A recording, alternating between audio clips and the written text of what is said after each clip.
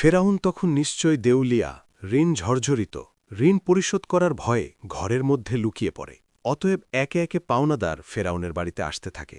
ফেরাউন ছিল খুবই চতুর এবং প্রতারক, শুধু প্রতারক নয়, বাটপার। তাই সে ঘরের মধ্যে থাকলেও ঘরের দরজাটা খোলা রাখত, যাতে পাওনাদার বুঝতে পারে বাড়িতে কেউ নেই। দিনের পর দিন এভাবেই পাওনাদার সেখানে আসে, কিন্তু ফেরুনের দেখা না পেয়ে তারা ফিরে যায়। ফেরুন একা একা ভাবতে থাকে, এভাবে আর কতদিন নিজেকে লুকিয়ে রাখব, নিজেকে প্রতিষ্ঠিত করতেই হবে। সেই সময় মিশর ছিল অর্থনৈতিক দিক থেকে বিশ্বের সেরা। অতপর ফেরাউন পাওনাদারের ভয়ে রাতের গভীর আধারে বলক থেকে মিশরের উদ্দেশ্যে লুকিয়ে লুকিয়ে রওনা হলেন। সারা রাত অনেক পথ অতিক্রম করার পর শেষ পর্যন্ত মিশরে পৌঁছাল। কিছুদূর যাবার পর তার বন্ধু হামানের সাথে সাক্ষাৎ হল। তাকে দেখামাত্রই হামান জিজ্ঞাসা করল, প্রিয় বন্ধু, তুমি এখানে কেন? তোমার কি অবস্থা? তখন ফেরাউন বলল, বন্ধু হামান, আমি খুবই মুসিবতের মধ্যে আছি। পাওনাদারের ভয়ে লুকিয়ে পালিয়ে এসেছি। আমি একেবারে নিঃস্ব, চারিদিকে ঋণ ঝরঝরিত। এখন আমার কোনো একটা কাজের প্রয়োজন। তখন হামান বলল, ফেরাউন, আমারও একই অবস্থা, আমারও একটা কাজের প্রয়োজন। অতঃপর ফেরাউন ও হামান কাজের সন্ধানে বেরিয়ে পড়লেন। কিছু পথ অতিক্রম করার পর তারা ক্ষুধায় এবং তৃষ্ণায় কাতর হয়ে পড়েছিল। দূরে লক্ষ্য করে দেখল, একটি লোক তরমুজ খেতে তরমুজ কাটার কাজ করছে। তখন ফেরাউন ও হামান ধীরে ধীরে সেই তরমুজ খেতে সামনে গিয়ে বলল, চাচা যান, আমরা খুবই ক্ষুধার্ত, আমাদের কিছু তরমুজ খেতে দেবেন? এই কথা শোনামাত্র লোকটি তাদের তরমুজ খেতে দিল। তারা পেট ভরে তরমুজ খেয়ে তৃপ্তি পেল। তারপর ওই তরমুজ ক্ষেতের মালিক তাদেরকে জিজ্ঞেস করল, তোমাদের তো আগে কখনো দেখিনি, তোমরা কে আর কোথা থেকে আসছ? তখন ফেরাউন বলল, আমরা ভিনদেশী, বলক থেকে আসছি কাজের জন্য। তরমুজ ক্ষেতের মালিক ভাবল, তারও কাজের লোক দরকার। তাই সে তাদেরকে বলল, তোমরা কি আমার কাছে কাজ করবে? হামান বলল, অবশ্যই কাজ করব। তখন তরমুজ ক্ষেতের মালিক বলল, আমার কাছে কাজ করতে হলে সৎভাবে কাজ করতে হবে, চুরি করা যাবে না। ফেরাউন ছিল প্রতারক, তাই সে চালাকি করে বলল, আমি জীবনে কখনো মিথ্যা বলিনি, আর চুরি তো দূরের কথা। এইভাবে বিভিন্ন চালাকিপন্থা অবলম্বন করে ফেরাউন ও তার বন্ধু হামান তরমুজ ক্ষেতের মালিকের মন জয় করে কাজে নিযুক্ত হল। পরের দিন থেকে ফেরাউন ও হামান তরমুজ নিয়ে বাজারে যায়। বাজার থেকে তরমুজগুলো বেশি দামে বিক্রি করে মালিকের কাছে বেশি লাভ দেখায়। এভাবেই আরও বেশি মালিকের মন জয় করে নেয়। বেশ কিছুদিন অতিবাহিত হয়ে গেল। একদিন ফেরাউন ওই ক্ষেতের মালিককে বলে, চাচা যান, আপনি তরমুজগুলো পিস হিসেবে আমাকে বিক্রি করুন, তাহলে আপনার আরও বেশি লাভ হবে। ক্ষেতের মালিক তার কথায় রাজি হয়ে গেল। অতঃপর পরের দিন থেকে ফেরাউন তরমুজগুলো আবারও বাজারে বিক্রি করতে নিয়ে গেল। ফেরাউন তরমুজগুলো পিস হিসেবে কিনত, মাঝে মধ্যে কিছু তরমুজ চুরিও করত, এবং বাজারে এসে তরমুজগুলো কেটে টুকরো টুকরো করে চড়া দামে বিক্রি করত। এভাবেই চালাকি করে ফেরাউন অনেক টাকা উপার্জন করল। একদিন রাতে ফেরাউন তার বন্ধুকে বলল, হামান, এভাবেই যদি শুধু তরমুজ বিক্রি করি তাহলে জীবনে কিছু করতে পারব না, আমাদের অন্য কিছু করতে হবে। সেই সময় ঘটে যায় এক চমৎকার ঘটনা। মিশরের বাদশাহ তার সেনাবাহিনীর দ্বারা দেশের মধ্যে একটি বিভক্তি জারি করে। সেনাবাহিনীরা বিভিন্ন জায়গায় গিয়ে বলে, এত দ্বারা জানানো যাইতেছে যে মিশরের কবরস্থানে একটি দারোয়ান প্রয়োজন। যদি কোনো ব্যক্তি এই চাকরি করতে ইচ্ছুক হও, তাহলে সে যেন অতি সত্ত্ব মিশরের বাদশার দরবারে যোগাযোগ করে। এই কথা বলে সেনাবাহিনীরা সেখান থেকে চলে গেল। এই সমস্ত কথা প্রত্যক্ষ পরোক্ষভাবে শ্রবণ করার পর ফেরাউন তার বন্ধুকে বলল, হামান, চলো আমরা রাজ দরবারে যাই। হামান বলল, আমার মনে হয় এটা সম্ভব হবে না। তখন ফেরাউন বলল, এই কাজ হাতছাড়া করা যাবে না, চলো আমরা একবার চেষ্টা করি। অতঃপর ফেরাউন ও হামান দেরি না করে সাথে সাথে মিশরের রাজদরবারে হাজির হল। মিশরের বাদশাহ তাদেরকে জিজ্ঞেস করল, তোমরা কে আর কি চাও? তখন ফেরাউন করজোরে অনুরোধ করে বলল, আমি মুসাফির, ভিন দেশ থেকে এসেছি, আমি খুবই অভাবী। আমি শুনেছি আপনি কবরস্থানের দারোয়ান নিযুক্ত করবেন, তাই দয়া করে যদি আমাকে এই চাকরিটা দিতেন, আপনার কাছে চিরকৃতজ্ঞ থাকতাম। মিশরের বাদশাহ ফেরাউনকে দেখে মনে মনে ভাবল, তার তো শরীর স্বাস্থ্য ভালো, চেহারাও ভালো, মনে হয় সে পারবে। এইভাবে ফেরাউনকে কবরস্থানের দারোয়ানের চাকরিতে নিযুক্ত করল। পরের দিন থেকে ফেরাউন মিশরের কবরস্থানের দারোয়ানের চাকরিতে নিযুক্ত হল। দিনরাত ফেরাউন কবরস্থানের সামনে দাঁড়িয়ে থাকে, আর পাশে একটি ছোট্ট ঘরে তার বন্ধু হামান ও ফেরাউন একসাথে বসবাস করে। একদিন রাতে কয়েকজন লোক একটি মৃত লাশকে দাফন করতে আসলো, কিন্তু ফেরাউন তাদেরকে বাধা দিল, কবরস্থানে ঢুকতে দিল না। তখন তারা বলল, কি ব্যাপার, আপনি লাশ দাফন করতে বাধা দিচ্ছেন কেন? আসলেই ফেরাউন ছিল প্রতারক এবং বাটপার, তাই সে চালাকি করে বলল, আপনারা কি শোনেননি, মিশরের বাদশাহ নতুন আইন করেছে, মৃত লাশকে দাফন করতে হলে 1 স্বর্ণমুদ্রা দিতে হবে। এই লোকগুলো ফেরাউনের কথা বিশ্বাস করে নেয় এবং তাকে 1 মুদ্রা দিয়ে লাশ দাফন করে। এভাবেই প্রচার হয়ে যায় যে একটি লাশ দাফন করতে হলে 1 স্বর্ণমুদ্রা দিতে হবে। এভাবেই ফেরাউন প্রতারণা করে অনেক টাকা উপার্জন করে। সেই সময় ঘটে যায় আজব ঘটনা। মিশরে সেই সময় আল্লাহর গজব শুরু হয়। চারিদিকে কলেরা, বসন্তরোগে প্রচুর মানুষ মারা যেতে থাকে। অতঃপর কিছু লোক মৃত লাশকে দাফন করার জন্য কবরস্থানে আসলো। তখন ফেরাউন আরও চালাকি করে বলল, মিশরের বাদশাহ নতুন আইন করেছে, যদি কোনো ব্যক্তি কলেরা বসন্ত থেকে মারা যায় তাহলে 2 স্বর্ণমুদ্রা দিয়ে তবেই তাকে এই কবরস্থানে দাফন করতে পারবে। ফেরাউন প্রতারণা করে সবার কাছ থেকে স্বর্ণমুদ্রা নিয়ে অনেক টাকা উপার্জন করল। এভাবেই সেই বছর অতিবাহিত হয়ে গেল। এরপর ফেরাউন তার বন্ধু হামানকে বলল, হামান, এই দেখো 2 বস্তা টাকা উপার্জন করেছি, কিন্তু এগুলো আমরা মিশরের বাদশার নিকট নিয়ে যাব। এই কথা শুনে হামান যেন চমকে গেল। সে বলল, ফেরাউন, তোমার কি মাথা খারাপ হয়ে গিয়েছে? যে টাকার জন্য এত কষ্ট করলে, সবার থেকে প্রতারণা করলে, আর শেষ পর্যন্ত কিনা সেই টাকাগুলো বাদশাকে দিয়ে দেবে? ফেরাউন বলল, হামান, ধৈর্য ধরো, আমার বুদ্ধি ক্রমশ প্রকাশ পাবে। অতঃপর সে দেরি না করে পরের দিন ফেরাউন ও হামান 2 বস্তা স্বর্ণমুদ্রা নিয়ে মিশরের রাজদরবারে হাজির হল। মিশরের বাদশাহ তাদেরকে জিজ্ঞেস করল, কি ব্যাপার, তুমি বস্তা নিয়ে রাজদরবারে এসেছ কেন? তখন ফেরাউন বলল, জাহাপনা, আমি 2 বস্তা স্বর্ণমুদ্রা নিয়ে এসেছি। এই কথা শুনে বাদশার মন্ত্রী তাদেরকে ধমক দিয়ে বলল, তোমার সাহস দেখে আমি আশ্চর্য হয়ে যাচ্ছি যে তুমি মিশরের বাদশার সামনে দাঁড়িয়ে টাকার বড়াই দেখাচ্ছ। তখন মিশরের বাদশা বলল, এত স্বর্ণমুদ্রা তুমি কোথায় পেলে, আর এটা নিয়ে এসেছ কেন? তখন ফেরাউন বলল, জাহাপনা, যারা মৃত লাশকে দাফন করতে আসত তাদের কাছ থেকে আমি 1 স্বর্ণমুদ্রা নিতাম। তাছাড়া এতে আমার বেতনের টাকা আছে। আমার মূল উদ্দেশ্য হল, মিশরে গত 2 বছর যে সকল গরিব মানুষ খাজনা দিতে পারেনি তাদের পক্ষ থেকে আমি স্বর্ণের মুদ্রাগুলি আপনাকে দিলাম। আপনি তাদের খাজনা মাফ করে দিন। এমন কথা শুনে সেখানে থাকা সমস্ত লোক আশ্চর্য হয়ে গেল। মিশরের বাদশা তার এই কর্মকাণ্ড দেখে আকর্ষিত হল এবং তার প্রতি বিশেষ দৃষ্টি আকর্ষণ করল। পরের দিন থেকে সারা মিশরে প্রচার হয়ে গেল যে একজন কবরস্থানের দারোয়ান মিশরের গরিব মানুষের 2 বছরের খাজনা মিটিয়ে দিয়েছে। সমস্ত মিশরের লোক বলতে লাগল, এমন ভালো মানুষ সারা মিশরে দ্বিতীয়টি দেখা যায় না। ওই ব্যক্তিটি কবরস্থানের দারোয়ান না হয়ে যদি আমাদের দেশের বাদশা হতো তাহলে কতই না সুখী হতাম। এভাবেই প্রথমে মিশরের বাদশা, তারপর মিশরের মানুষের মন জয় করে নিল। অতঃপর অনেক দিন অতিবাহিত হয়ে গেল। একদিন মিশরের বাদশা বার্ধক্যজনিত ইন্তেকাল করলেন। তখন চারিদিকে সবাই চিন্তিত হয়ে পড়ল, কি হবে দ্বিতীয় রামসিস মিশরের বাদশা? কয়েকদিন পর রাজদরবারে একটি জরুরি মিটিংয়ের আয়োজন করা হলো। সেখানে থাকা বিশিষ্ট জ্ঞানী ব্যক্তিদের মধ্য থেকে একজন বলল, এইভাবে তো আর মিশরের বাদশার আসন খালি রাখা যাবে না। কে হবে মিশরের বাদশাহ? আপনারা সবাই আলোচনা করে বলুন। তখন সেখানে থাকা একজন বলল, হুজুর, আমাদের মনে হয় যে ছেলেটি কবরস্থানের দারোয়ান অর্থাৎ ফেরাউন, তার যেমন স্বাস্থ্য তেমন প্রজ্ঞা, তাছাড়া সে তো খুবই ভালো, জনগণের কথাও ভাবে। আমাদের মনে হয় তাকে বাদশা করা উচিত। তখন সে বিশিষ্ট জ্ঞানী ব্যক্তিটি বলল, ঠিক আছে, তবে তাই হোক। সবার অনুমতিতে ফেরাউন হল মিশরের বাদশাহ। যেই লোকটি একদিন তরমুজ বিক্রি করত কবরস্থানের দারোয়ান ছিল। ভাগ্যের পরিবর্তনে আজ সে সমগ্র মিশরের বাদশাহ। আসলে ফেরাউন যে কত নিকৃষ্ট মানুষ ছিল তা কারও জানা ছিল না। এদিকে ফেরাউন মিশরের বাদশাহ হবার পরে আবারও বিভিন্ন চালাকি ও প্রতারণা করে তার বন্ধু হামানকে মন্ত্রী বানিয়ে দেয়। একদিন ফেরাউন রাজদরবারে বসেছিল। তিনি হঠাৎ করে ঘোষণা করলেন, সমগ্র মিশরে গত 1 বছরে কোনো মানুষের খাজনা দিতে হবে না। এই সমস্ত খাজনা ফেরাউনের তরফ থেকে মাফ করা হবে। এই খবর পেয়ে সমগ্র মিশরের সাধারণ গরিব মানুষ ভীষণ খুশি হল। অতঃপর ফেরাউন ও হামান ছাড়া যখন কেউ ছিল না, তখন হামান বলল, বন্ধু ফেরাউন, তুমি যদি সমস্ত খাজনা মাফ করে দাও তাহলে বাদশাহী চলবে কিভাবে? ফেরাউন বলল, হামান, ধৈর্য ধরো। এরপর আমি এমন বুদ্ধি করব যে সারা জীবন আমরাই হব সমগ্র মিশরের বাদশাহ। এমন কোনো শক্তি নেই যে আমাদেরকে হারাতে পারবে। তার জন্য বুদ্ধির প্রয়োজন। এই কথা বলে তারা দুজনে এক একে চলে গেল। পরের দিন থেকে সারা মিশরে ফেরাউনের নাম আলোচিত হতে লাগল। এই সময় হামান ফেরাউনকে ডেকে বলল, বন্ধু ফেরাউন, তুমি যদি সারা জীবন বাদশাহ থাকতে চাও তাহলে কিছু কাজ অবশ্যই প্রয়োজন।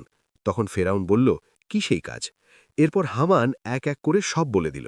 অতঃপর ফেরাউন রাজদরবারে একটি জরুরি মিটিংয়ের আয়োজন করল। তখন ফেরাউন বলল, আজ থেকে সারা মিশরে কোনো শিক্ষা ব্যবস্থা থাকবে না। সমস্ত পাঠশালা বন্ধ করে দেওয়া হবে। ফেরাউন রাজকীয় ফরমান জারি করল, মিশরের কোনো ব্যক্তি শিক্ষা নিতে এবং দিতে পারবে না। যদি কোনো ব্যক্তি এই হুকুম অমান্য করে তাহলে তাকে হত্যা করা হবে। সারা মিশরে যারা ছোট ছোট পাথরের মূর্তি বানিয়ে পূজা করে সেগুলি যেন ভেঙে দিয়ে ফেরাউনের মূর্তি পূজা করে।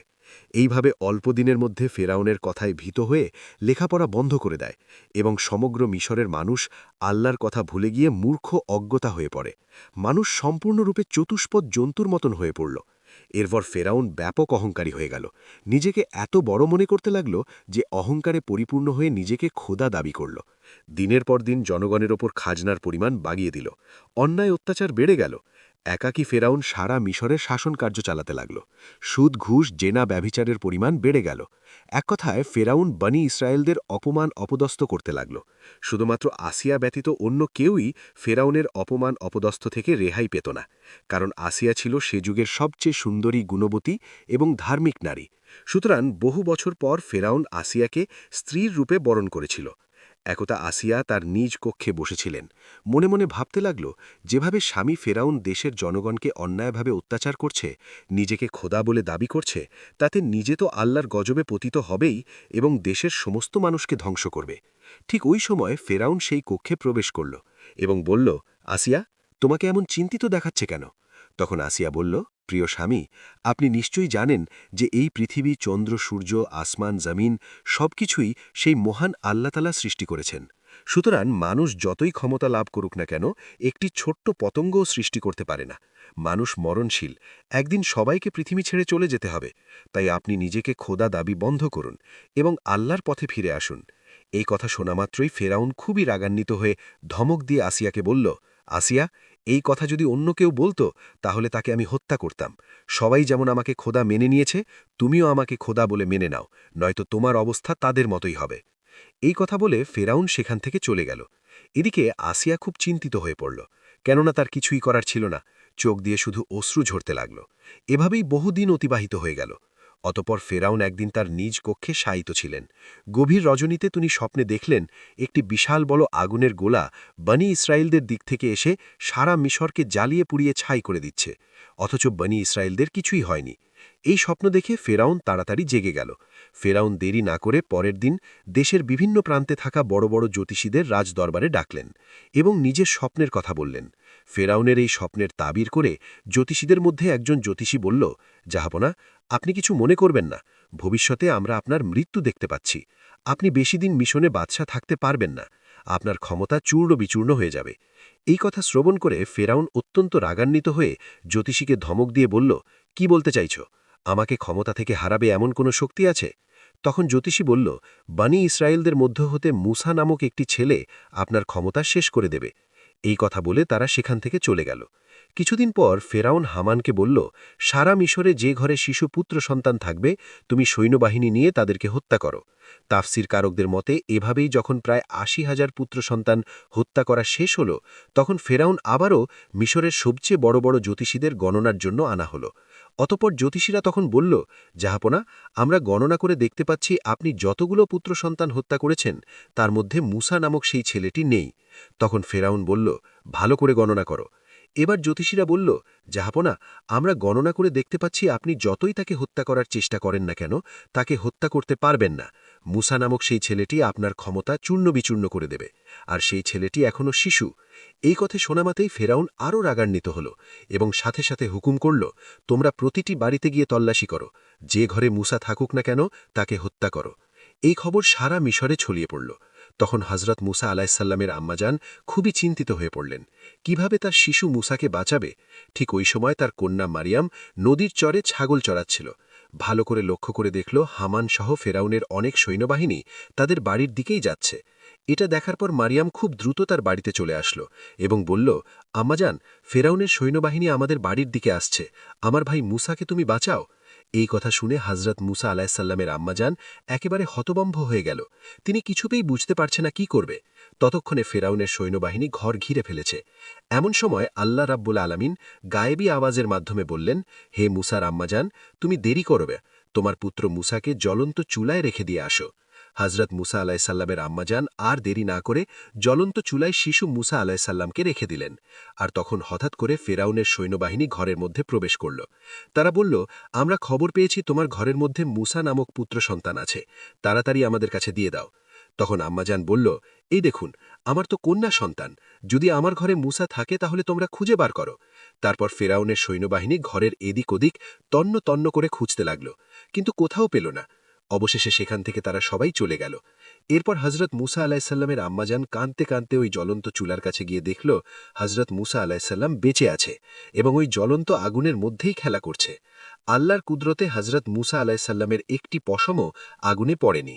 তখন হজরত মুসা আলাহিসাল্লামের আম্মাজান আল্লাহর দরবারে শুকরিয়া আদায় করলেন এবং বললেন, হে আল্লাহ, তুমি সমস্ত ক্ষমতার মালিক, সমস্ত প্রশংসা তোমারই আল্লাহ গো, তুমি আমার পুত্র মুসাকে বাঁচিয়েছ। অতঃপর হজরত মুসা আলাইসাল্লামের আম্মাজান ওই দিনরাতে স্বপ্ন দেখলেন আল্লাহ রব্বুল আলামিন বলছেন, তুমি একটা কাঠের সিন্দুক তৈরি করো এবং হজরত মুসা আলাইসাল্লামকে ওই সিন্দুকের মধ্য দিয়ে নীল নদে ভাসিয়ে দাও। এদিকে আল্লাহ রব্বুল আলামিন হজরত জিব্রাইল আলাইসাল্লামকে ডেকে বললেন, হে জিব্রাইল, তুমি যাও মুসা আলাইসাল্লামের আম্মাজানকে সাহায্য করো। এই নির্দেশ পেয়ে হজরত জিব্রাইল আলাইসাল্লাম মুসা নবীর বাড়ির দিকে আসতে লাগলেন। সকালবেলা হজরত মুসা আলাইসাল্লামের আম্মাজান নিজের ঘরের সামনেই খুবই চিন্তিত অবস্থায় ছিলেন। এমন সময় দেখলেন একজন দরবেশ তার বাড়িতে এসে হাজির হলেন। তখন মুসা নবীর আম্মাজান বললেন, আপনি কে? আপনাকে তো চিনলাম না। তখন তিনি নিজের পরিচয় গোপন রেখে বললেন, আমি একজন কাঠমিস্ত্রি, আপনার কি কোনো কাঠের জিনিস তৈরি করতে হবে? সাথে সাথে মুসা নবীর আম্মাজান বলল, অবশ্যই, আমার একটা কাঠের সিন্দুক তৈরি করতে হবে। আর এভাবেই আল্লাহ তাআলা সেদিন জিব্রাইল আলাইসাল্লামের মাধ্যমে মুসা আলাইসাল্লামের আম্মাজানকে সিন্দুক বানিয়ে সাহায্য করেছিল। অতঃপর মুসা আলাইসাল্লামকে নীলনদে ভাসিয়ে দিলেন। আল্লাহর কি কুদরত! নীলনদের স্রোত যেদিকে যায়, হজরত মুসা আলাইসাল্লামের কাঠের সিন্দুক ওই স্রোতের উল্টো দিকে যায়। এইভাবে ভাসতে ভাসতে হজরত মুসা আলাইসাল্লামের এই কাঠের সিন্দুক ফেরাউনের রাজদরবারের কাছে গিয়ে পৌঁছাল। সেখানে উপস্থিত ছিল ফেরাউন এবং তার স্ত্রী মা আসিয়া এবং দাসদাসী। সিন্দুকটি দেখামাত্র মা আসিয়া এগিয়ে এলো। মা আসিয়া সিন্দুকটি খুলে দেখল একটি ফুটফুটে কচি শিশু, তার ললাটে যেন নূরের আলো চলকাচ্ছে। এত সুন্দর শিশু সে জীবনে কখনোই দেখেনি। তাই দেরি না করে মা আসিয়া মুসা আলাইসাল্লামকে কোলে তুলে নিল এবং ফেরাউনের কাছে গিয়ে বলল, দেখুন কত সুন্দর শিশু, এই শিশুটিকে আমি লালন পালন করব। এটা শুনে ফেরাউন বলল, না, এই শিশুই হয়তো আমাদের শত্রু হবে। এটাই বনি ইসরায়েলদের মধ্য থেকে কোনো এক শিশু হতে পারে। এখানে একে আমি হত্যা করব। তখন মা আসি বলল, কি বলছেন? এটা যদি বনি ইসরায়েলদের কোনো শিশু হতো তাহলে নদীর স্রোতে উল্টো দিকে কিভাবে আসলো? এটা তো ওই দিকে যাওয়ার কথা ছিল। এই যুক্তি শুনে ফেরাউন আর কিছু বলল না, শুধু বললেন, ঠিক আছে, তুমি এই শিশুকে লালন পালন করতে পারো। অতঃপর মা আসিয়া হজরত মুসা আলাইসাল্লামকে নিয়ে রাজদরবারে প্রবেশ করলেন। ফেরাউন যখন মুসা আলাইসাল্লামকে কোলে তুলে নিল এবং নিজের সন্তানরূপে আদর করার জন্য চুম্বন দিতে যাবে, এমন সময় হজরত মুসা আলাইসাল্লাম আল্লাহর হুকুমে ওই কচি শিশু হাতে এত জোরে ফেরাউনকে চড় মারল যেন রাজদরবার কেঁপে গেল, মনে হলো যেন ভূমিকম্প শুরু হয়ে গেছে। তখন ফেরাউনের মনে সন্দেহ প্রকাশ পেল। মনে মনে বলতে লাগল, নিশ্চয়ই এই শিশু কোনো সাধারণ শিশু নয়, একে পরীক্ষা করতে হবে। তখন ফেরাউন একজনকে বলল, যাও, কিছুটা স্বর্ণ আনো আর তার সাথে আগুন নিয়ে এসো, এই শিশুকে পরীক্ষা করব। এটা শুনে সেখানে থাকা উপস্থিত সবাই অতবাক হয়ে গেল। এই লোকটি যখন আগুন আর স্বর্ণ নিয়ে আসলো, ঠিক ওই সময় আল্লাহ রব্বুল আলামিন হজরত জিব্রাইল আলাইসাল্লামের মাধ্যমে হজরত মুসা আলাইসাল্লামের হাত আগুনের দিকে ঘুরিয়ে দিল, আর মুসা আলাইসাল্লাম চিৎকার করে কাঁদতে লাগল। তখন আসিয়া বলল, আপনার মতো কঠিন হৃদয় এবং নিষ্ঠুর মানুষ এই পৃথিবীতে আর কেউ নেই। এই কচি শিশু কি আগুন এবং স্বর্ণের কোনো পার্থক্য জানে? অতঃপর ফেরাউনের সন্দেহ মুছে গেল, আর এভাবে হজরত মুসা আলাইসাল্লাম ফেরাউনের বাড়িতেই বড় হতে লাগল। প্রিয় দর্শক, আজকের ভিডিও এখানেই শেষ। আসসালামু আলাইকুম।